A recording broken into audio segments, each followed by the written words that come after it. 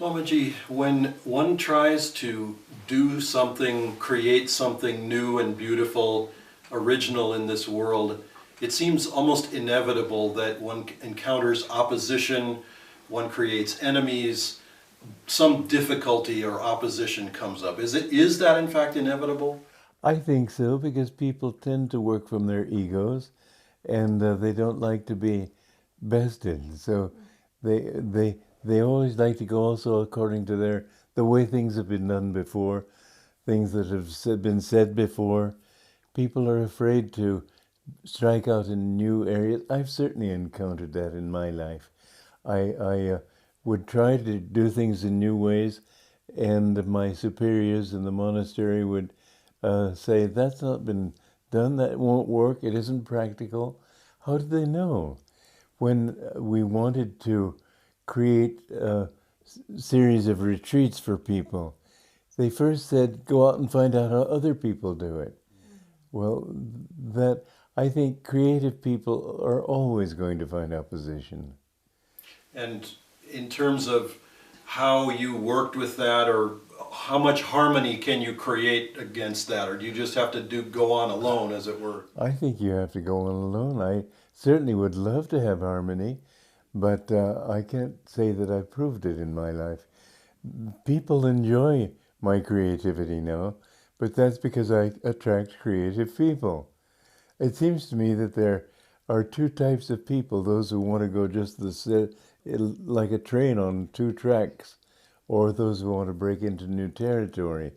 But creativity really, you can't be original in the normal sense because you have to work with things as they are.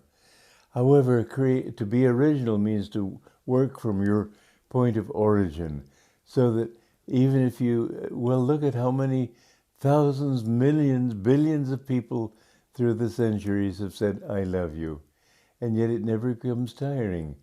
If a young man says to his girlfriend, "I love you," she doesn't say, "Oh, I've heard that one before." It's genuine because he feels it. So if you're original, it doesn't mean to do something new. It means to do it from your own point of origin, that is to say, with your own real feeling behind it. Sometimes when you start something new, or maybe all the time, there's an inertia that you have to break through. Well, of course that's true. People, even science, science prides itself on being open to the new, but once a scientific dogma, Max Planck said that a new scientific discovery becomes accepted not because it's reasonable, but because the old guard die off and young people are born with that idea and become used to it. But science can be just as dogmatic as any priest. And it's not many people who can just try to see things not from a new angle, just how it fits in this particular moment. I think that is a rare quality, but it's the few people who really make civilization advance.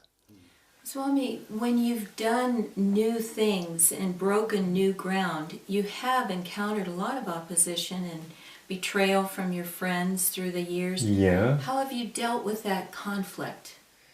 Well, it's always a problem because you want to respect their feelings. You don't want to just ride roughshod. I know that, who was the one who started Apple? Steve Jobs. Steve Jobs. He didn't think about people. He only thought about projects. Well, that was right for him. Walt Disney was somebody who just was very impatient with the people under him because he had a thing he wanted to do. That was all right for him. For me, it would not have been all right. I've had to work with people. And so I've had to respect where they were coming from. And if they objected to what I was trying to do, I had to work with that. Sometimes I simply ignored it and went to somebody else and worked with that.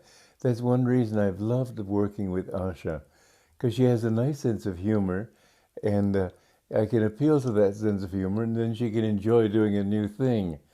But sometimes even my closest friends tend to go the old route, and I respect that. We need those also.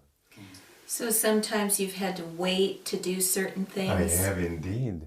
Sometimes years. But when people are ready, then you can do it. You have to, if you're working with people, you have to respect where they're coming from. And if they aren't ready for it, then wait till they are. I don't believe in ramming things down people's throats. Swami, it sort of begs the question, which I was going to ask separately, but I'll ask it now. Is there a case, or can there be a case, where the end ever justifies the means? Normally, of course not, because I know there are many people in my field, fellow swamis, fellow spiritual teachers, and so on, who have done many ruthless things in order to get an end. I would never do that. I don't think that it justifies it. Seems to in their case. I know the case of a well-known teacher in America who is also from India, and there was a couple who had some land he wanted for his work, and they didn't want to sell. A truck rode them over and killed them, and the truck driver ran away, and he got the land. I don't call that at all right. And yet people respect him. I can't respect that. I know there's a ashram in Delhi, which is very well known and well respected, but I was around when he was getting started, and there were many ruthless things that he did. I don't say that that justifies the mean. Always, if there is something that you've done that's unscrupulous, there will remain a certain aura of unscrupulous. I say, and I believe it with all my heart, but I find that many people in my own field don't agree, that whatever you do carries the aura of what you have done. Swamiji, you've spoken in terms of those who are close to you. Where do you make the distinction? Because obviously there's a spectrum of people who are less close to you, who may have opinions in opposition to what you're trying to do that's new. At a certain point, you stop listening, I think, and just go ahead and do what you need to do. Well, you have to, of course. You can't just be constantly... When I've made up my mind that this is what is right, usually I will ask friends for their suggestions, their input, and I'll accept that from anybody. It doesn't have to be a friend. But once I've made up my mind, then why take any more time? Once you decide, then go that way. There are millions of ways that you can do a thing. You can only do it one way, so you have to make that choice. Swamiji, when you're working with people, you have to be like an artist of human energy. Well, that's true. That's a good way of putting it. And can you describe how you work with human energy? Well, that's hard to describe. Energy is hard to define. It's not a thing. But I can say this. First of all, that I respect people where they're coming from. And even if their ideas are foolish, I have actually found that by thinking that everybody is a channel for God, sometimes people whose words I would automatically dismiss as foolish, that's the one God has chosen to say something to me that I needed to hear. I remember one time, and I don't remember the circumstances, but it was a woman who said things that were sort of foolish, and I tended to sort of not pay too much attention to it. And she made a suggestion. My first thought was to brush it off, and I thought, no, this could well be that God's using her, because he disciplines me too. So I listened to her, and I found it was exactly what I needed at that time. I have found that repeatedly, that by respecting people, even if they're ignorant, respect them. God can choose a child. God can choose a moron to tell you what you need if you're listening. So what I find best is not think of people, but think that God can use people. And in that way I find that wisdom can come to me in many different ways and from many sources. And harmony is always more important to you than... Harmony, well, you have to judge. Sometimes a thing just needs to be done. If somebody were to threaten 100 people with a gun, I know that Mahatma Gandhi's answer to that was, I would offer myself first. Well, what if he went and killed everybody else after killing Mahatma Gandhi? That wouldn't work. He has to be killed. There have to be choices in life. You have to try to uh, be reasonable and hope that you've made the right choice. But it's not always easy. I think the benefit to the largest number and the highest kind of benefit. You can give $1 million to 1 million people and all they can do is go out and buy a sandwich or an ice cream cone. If you can use that $1 million to create a hospital, then many people can be helped that way. So how you use your money should be reasonable. It should have sense behind it. And when there can't be harmony, how do you resolve that conflict?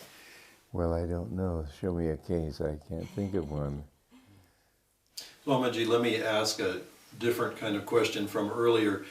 The creative process, in its stages, it seems like at an early stage you sort of tend to protect a new idea so that it kind of has a chance. Yes, you can't. You have to. That's true. You can't offer it. I know one time, many years ago, I had some insight into the meaning of time. And I started to explain this to somebody. She said, I have an idea. Well, it's ridiculous. I've been thinking for years about it. She came up and in 2 seconds came up with an idea. It wasn't worth listening to. So you have to use your common sense. Swamiji, in carrying forward the work that you've done, how have you overcome the inevitable periods where things are sort of dry inside? You don't necessarily feel the inspiration of the beginning of that project, but you're farther into it and you're committed to it and trying to move forward. Well, as long as I've got a project going, my mind is usually, I can't think of a time when it's not creative then. But there are times after the creativity when I have nothing to do and I begin to wonder if I completely lost my marbles. I don't seem to have any ideas. And then suddenly a new idea comes. I'm baying down that trail again. But it's hard to generalize on these things because then I have to look back over my whole life and see is there an exception to it and so on. All I can say is I feel like somebody clashing cymbals and trumpets and chords and everything. Then finally the person appears. This little mouse comes out on the stage. I'm not important. I just don't matter in the scheme of things. I think perhaps that's the secret of my successes. I haven't really done anything. I've asked God to do it through me.